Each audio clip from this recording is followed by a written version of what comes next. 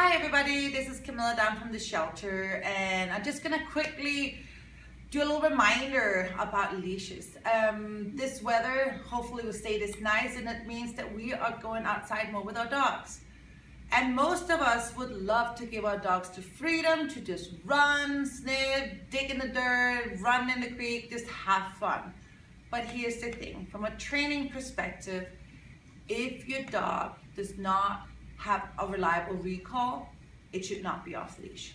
That's simple. You do not want to reward your dog to go out, sniff in the ground, chase bunnies, and the second you call, you do not want your dog to have to make the decision, should I come back to you or should I continue what I'm doing? Because often they'll make what we consider bad decision, bad choices, to keep following the rabbit, and you have lost the ability to get your dog back. So instead, think about this. Teach a recall at home. Teach them when you call the name and say, come man, hot dogs will rain from the sky. So you do that inside, you go outside in your yard, and when you're ready to leave your yard and work on recall, get a long line.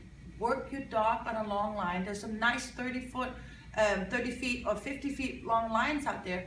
Go out, it gives the dog the ability to get some freedom to sniff and all this, but it becomes a great training opportunity for you to start working on your recall, maybe 10 feet, 20 feet, 30 feet, and work that way up to 50 feet. It takes a long time to build up a reliable recall, and really what you need to do is to make sure there's a lot of value in the dog, perceives that, and when it comes back to you, it thinks, yeah, party with hot dogs.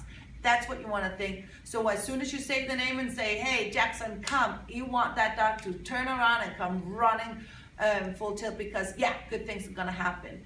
If you do not have that with your dog, do not have it off leash yet. That's simple.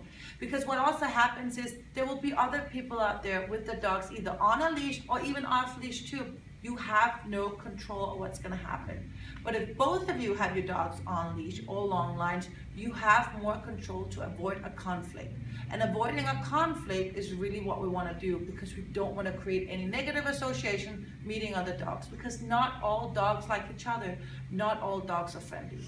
So remember that. Take care of yourself, your dog. Make sure it's a success when going for a walk, for training, for your recall, and also that way you can also make sure that your walk also becomes a success for other people out walking their dogs. So just a big old reminder, put that long line on the leash on. Thank you.